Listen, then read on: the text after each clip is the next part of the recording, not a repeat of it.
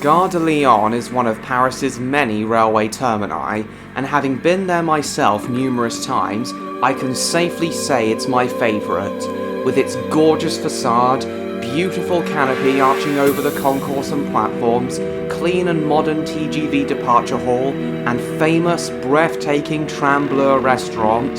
To me, Gare de Lyon is a Parisian landmark in its own right. However, the average person who passes through this station may have no idea that 36 years ago on the day of this video's premiere, this gorgeous railway terminus was the site of the worst train crash in Paris's history.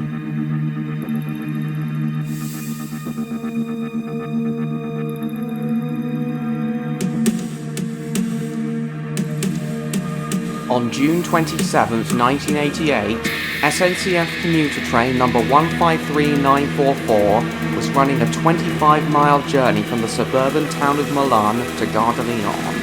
The 8-car train was formed of two 4-car class Z5300 electric multiple units and being operated by a crew of two, 42-year-old driver Daniel Solan and guard Jean-Charles Beauvais.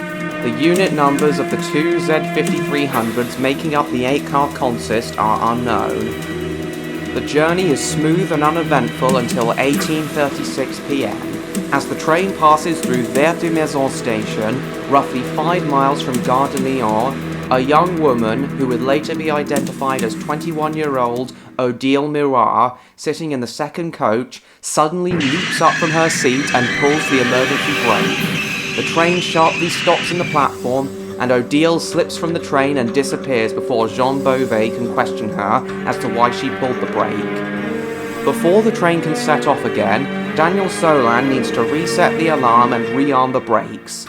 It's a familiar procedure that should only take a few minutes, but a few minutes pass and the train still hasn't set off, so most of the passengers, fearing a long delay, leave the train to find alternative means of completing their journeys.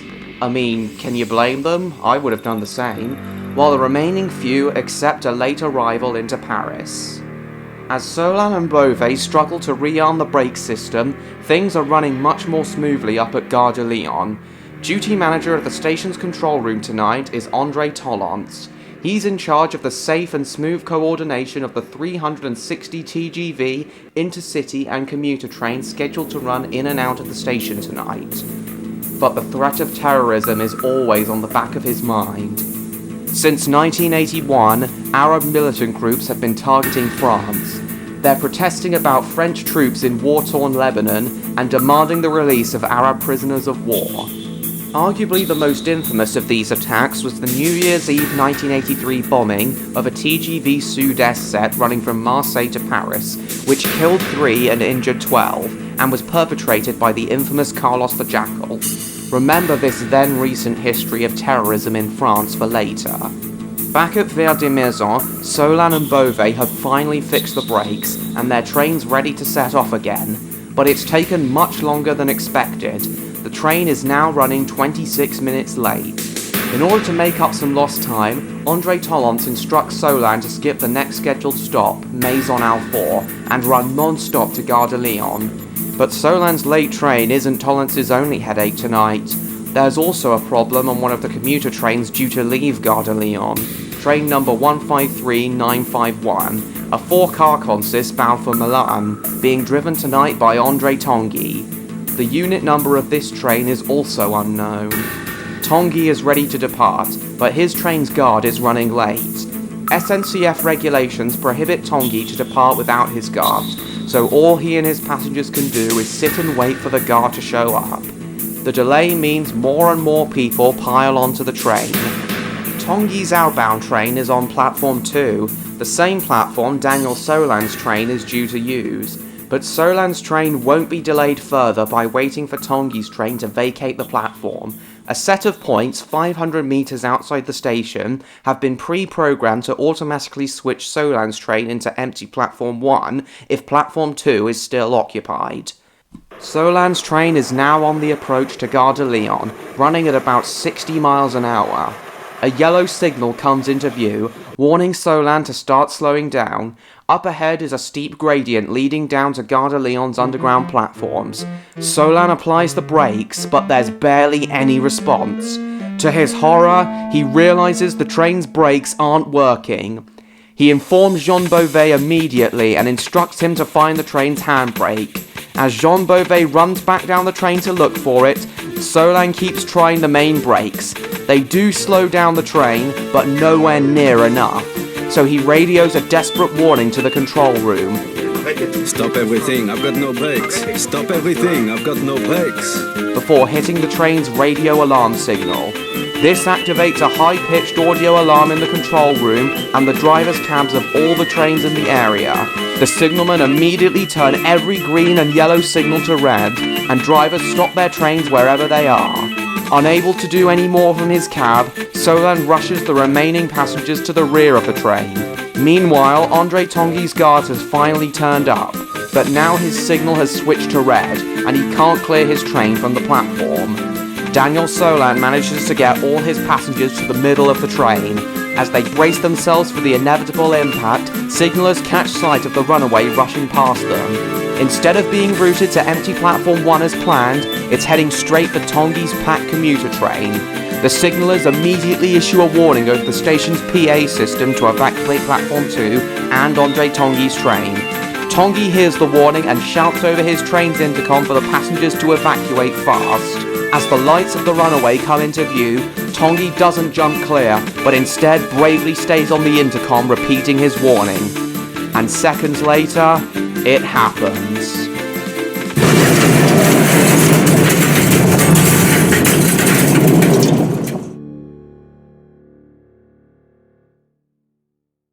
The 302-ton Runaway train slams into train 153951 at about 44 miles an hour, crushing and twisting it into nothing but a pile of mangled metal, as though it were in a trash compactor. A photojournalist captured this picture of the full horror of the crash just seconds later.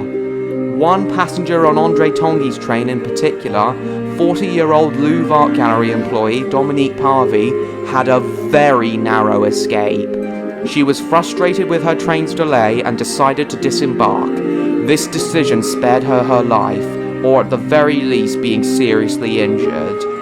She left the train just in time and felt the very powerful impact of the collision just meters behind her. There was a great black dust cloud, a horrific black cloud that was suspended around the train. I could hardly see anything. The dust fell pretty quickly, and it was then that I realized that one train had run into another. And the train that came down from the tunnel had split the first carriage of my train completely in two.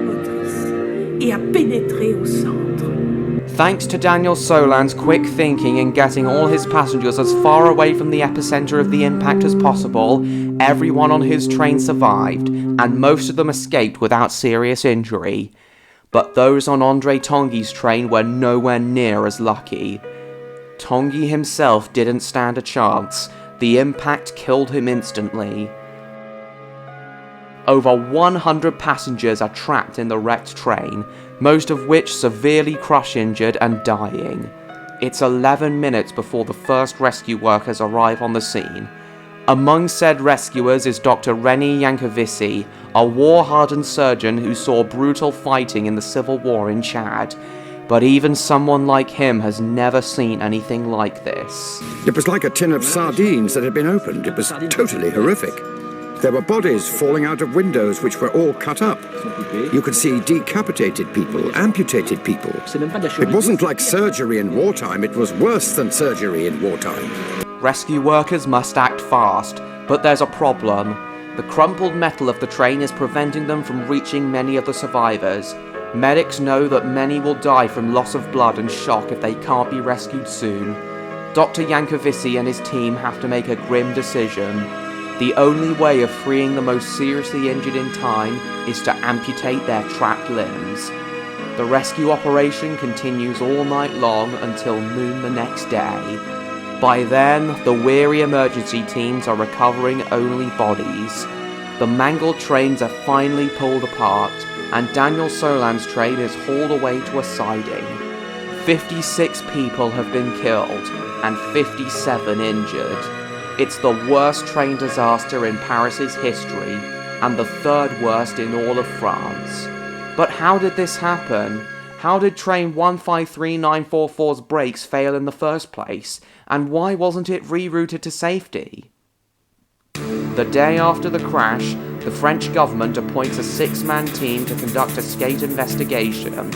In charge of the team is Chief Technical Advisor Jean-Pierre Pascal, head of the National Research Laboratory of Transport, and an expert on train braking systems. He knows that for the past 7 years, terrorists have been bombing French trains. Armed militants akin to Carlos the Jackal now using a deadly new tactic to cause carnage on the French rail network. As Pascal inspects the wrecked train, he immediately finds something suspicious. A crucial brake pipe lever that regulates how much compressed air generated in the front coach is fed down the entire length of the train to power the brakes has been closed when it should have been open. There's only one possible explanation to this disturbing discovery. Somebody must have closed it. The investigators must consider a shocking possibility, but the runaway train was indeed the victim of a deliberate act of sabotage. But Pascal quickly realizes that it's unlikely to be an act of terrorism, as whoever closed the valve must have had specialist knowledge of the train's braking system. So if not a terrorist, then who did close it? Pascal interviews driver Solan and guard Jean Beauvais to see if they can shed any light on the mystery. Solan tells him the train's brakes were working fine for the first 58 minutes of the journey. They even brought the train to a sudden stop when Odile Mirat pulled the emergency brake. The valve must have been closed at some point during the train's extended unscheduled stop at Gare de Lyon. Could she somehow be involved? Why she even pulled the brake in the first place still remains a mystery. The media puts out an appeal to find out who pulled the brake, and the day after the disaster, Odile Mirat comes forward and reveals her reason for stopping the train. She usually takes this train, the 1738 from Milan, to Gare de Lyon to pick up her kids from school, but she either didn't realise or forgot that the new SNCF summer timetable means the train no longer stops there. When she realised the train wasn't slowing down for Gare de Lyon, she panicked about being late to pick up her kids, so pulled the emergency brake, bringing the train to a stop with the first coach ahead of the platform. Pascal concludes that while her actions were not suspicious, they were still very irresponsible, and she was fined 1,000 francs for her inappropriate use of the emergency brake. Next, Pascal continues to question Jean Beauvais about what happened after the sudden emergency stop. Beauvais explains that he tried to pull down the emergency brake reset handle on the back of the first coach, but it was very stiff and wouldn't budge. The handle is also in the same area as the brake pipe lever, but neither Beauvais nor Solan recalls anything unusual about the lever. Solan now has a go with the reset handle, but he can't shift it either. He doesn't give up though, and after several minutes of sweating, he finally pulls down the handle and returns the brakes to normal. But when he returns to the cab, he discovers that the brakes are still locked. Pascal soon realizes why. If the brake pipe lever is turned to the off position, a safety mechanism kicks in that keeps the brakes locked and stops the train from going anywhere without pressurized brakes. This gives Pascal his most likely answer as to who closed the valve. Could Solan have closed it by mistake? He reads his interview with Solan more closely. When we interviewed him, when we asked him questions, he admitted it. He said, I touched that lever to help myself get a good grip. He did it to try and free the handle he thought was stuck. So Pascal's theory is proved correct. Solan used the brake pipe lever to get more leverage when shifting the reset handle, and while struggling with the handle, he accidentally closes the brake pipe valve and cuts off the air supply from the compressor in the first coach that feeds the air down the brake pipe running the whole length of the train. The brakes in the rear 7 coaches are now locked on, and Solan does not realise what he's done in the slightest. But if the brakes are left on, how does the train set off again? The only ways to release the locked brakes are to repressurize the whole system or manually unlock each individual brake unit. Regulations dictate that in situations such as this, drivers should call out the engineers, who probably would have detected Solan's terrible mistake.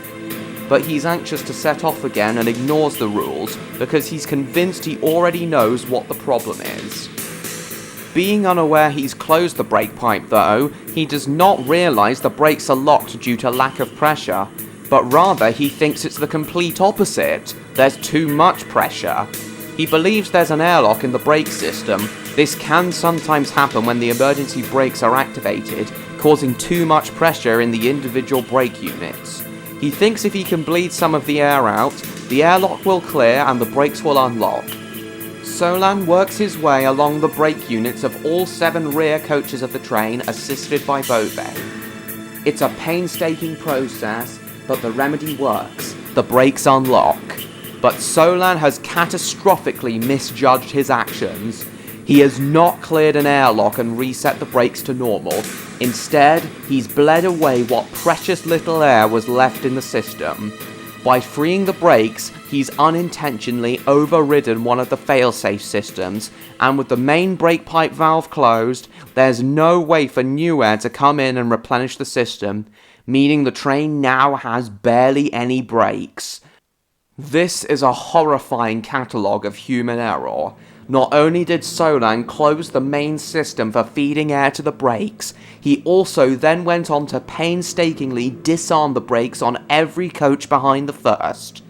Solan is still oblivious to what he's done, as when he returns to the cab, he checks the brake pressure gauge and it shows the correct reading, so he thinks all the brakes on the train are now working properly. But another thing he doesn't realise is that when he closed the brake pipe, he also isolated the driving coach from the rest of the train. The gauge is actually only showing the brake pressure in the first coach. The train departs Gare de Lyon as though nothing is wrong with it. Solan is anxious to make up lost time and quickly accelerates the train up to the speed limit. Now a 302-ton train with only 12.5% of the sufficient braking power it needs is hurtling towards Gare de Lyon. But even at this stage, disaster is not inevitable.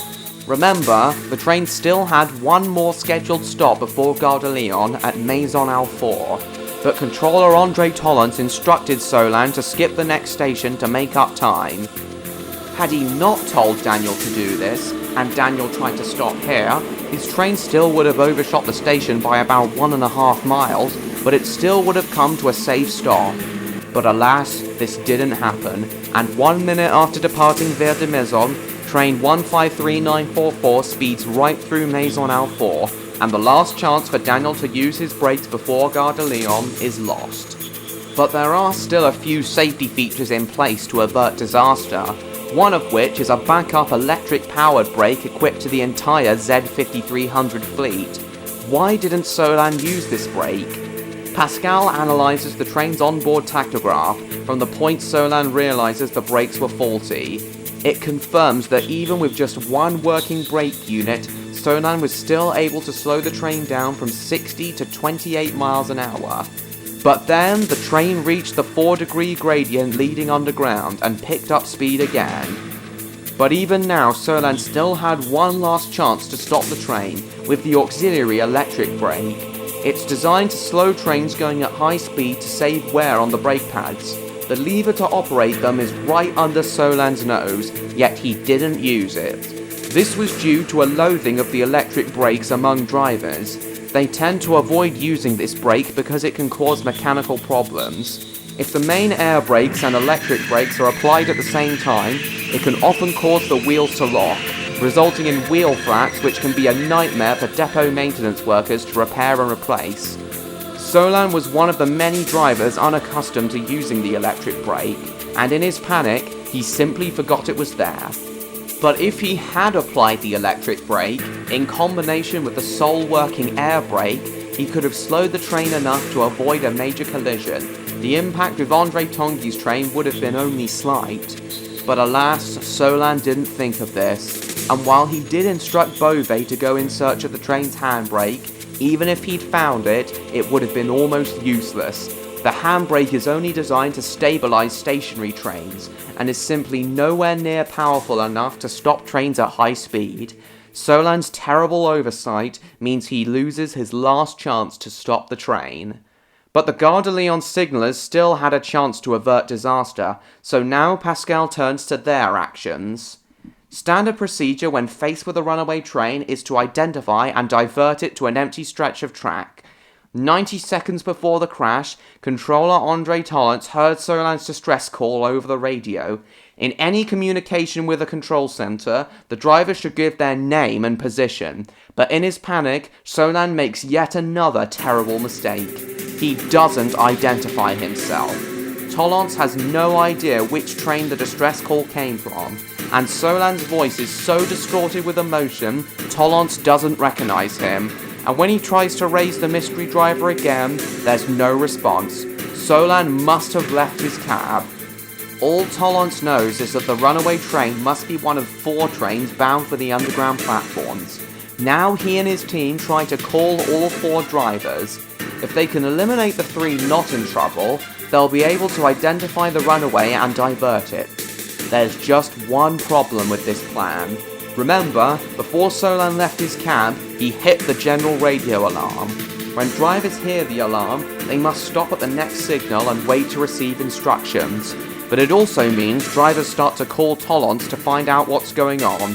This barrage of calls prevented him from identifying the runaway in time to divert it. But not even this meant disaster was inevitable, as the points 500 meters outside the station had been pre-programmed that morning to automatically switch Solan's train off track 2S and into platform 1. The runaway still would have hit the buffers at the end of the track and the wall beyond them, but Solan getting all his passengers away from the point of impact at the front of the train would have meant the crash would have been far less severe. So why did the runaway end up ploughing into a packed commuter train instead? Pascal discovers that when the signallers hear the general alarm, the regulations demand that they initiate what's called the general closure procedure. It's a drastic measure. All signals are switched to red, stopping all trains moving into and out of Gare de Lyon. But the closure procedure has drastic consequences that the signallers could not have foreseen. It destroys the last chance to avert disaster. In order to give the signallers full manual control of the network, it overrides all pre-programming of points. Now, instead of switching the runaway into platform 1, the points lock into their current position, setting the runaway on a collision course with André Tanguy's packed train. At this point, the collision was now unstoppable. In the aftermath of the disaster, André Tanguy emerged as its hero. Pascal and his team concluded that had Tanguy not stayed at his post, desperately repeating his evacuation warning over the intercom to his passengers, and sacrificed himself, many more people would have died. I think we can all agree that Monsieur Tanguy was a gallant and selfless bloke, doing something that the vast majority of us, myself included, simply would not have been brave enough to do. Just as a captain goes down with his ship, driver Tanguy went down with his train. A memorial was also built on Platform 2 to honour those who'd lost their lives, André Tanguy especially. I have stood on the very platform where the crash happened myself a fair few times and seen the memorial in person. This is my own photo of it, which I took last time I was in Paris. A memorial service is held at the memorial every year on the anniversary of the accident. Dominique Parvy, the one who got away, decided to attend one of these services in 2002. There she met relatives of the dead for the first time. And then something happened I'll never forget. Something very moving. 5 or 6 people stayed behind and moved closer to me and said, "Madame, you're the only link with our dead." And that was something I'd never imagined.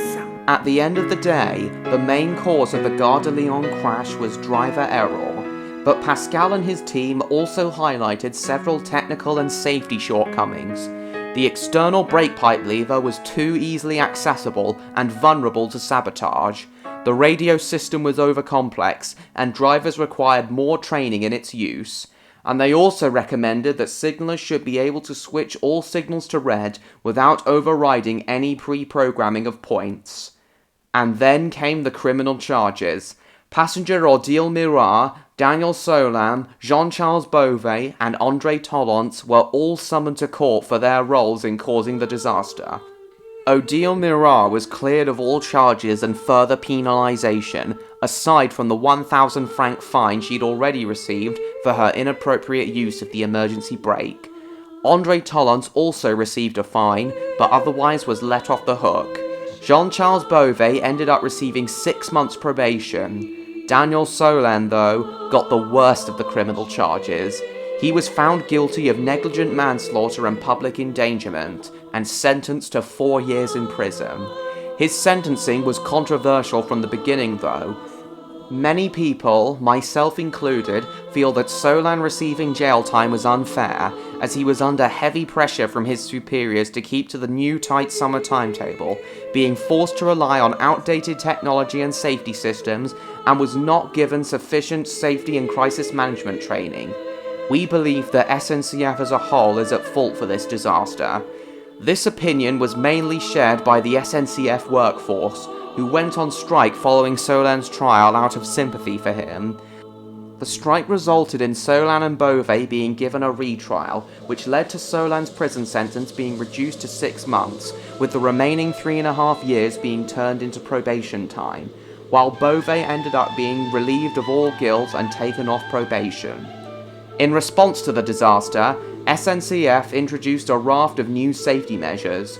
An intercom system allowing passengers to talk directly to the driver replaced the passenger emergency brake system, now meaning that only the driver can stop the train in an emergency. The company also overhauled its driver training program, phased out external brake pipe levers, upgraded and simplified radio communication across its entire network, and installed new buffers at the end of Gare de Lyon's underground platforms, capable of absorbing more energy than before.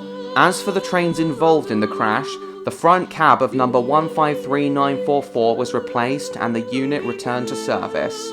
The entire front coach of number 153951, however, was completely unsalvageable. The coach was scrapped and the rest of the unit converted to 3 cars before returning to service. As for the Z5300 fleet as a whole, these trains continue to serve commuter routes all over France for another 30 years, with the last ones being retired in December 2018. Of the 145 Z5300 coaches built, 2 have been preserved at the French Railway Museum in Mulhouse, while 22 others likely still remain in storage. The remaining 121 have been scrapped. Nowadays, the Milan to Gare de Lyon commuter line is part of RER Line D. A new tunnel linking Gare de Lyon's underground platforms with Chalet La Halle station was built and opened in September 1995, enabling the operation of cross-city services between several of Paris's northern and southern suburban towns. The line is now run by much higher capacity double-decker Class Z 20,500 EMUs, fitted with all the aforementioned new safety features SNCF introduced, ensuring that a repeat of the Paris Gare de Lyon Runaway will never happen.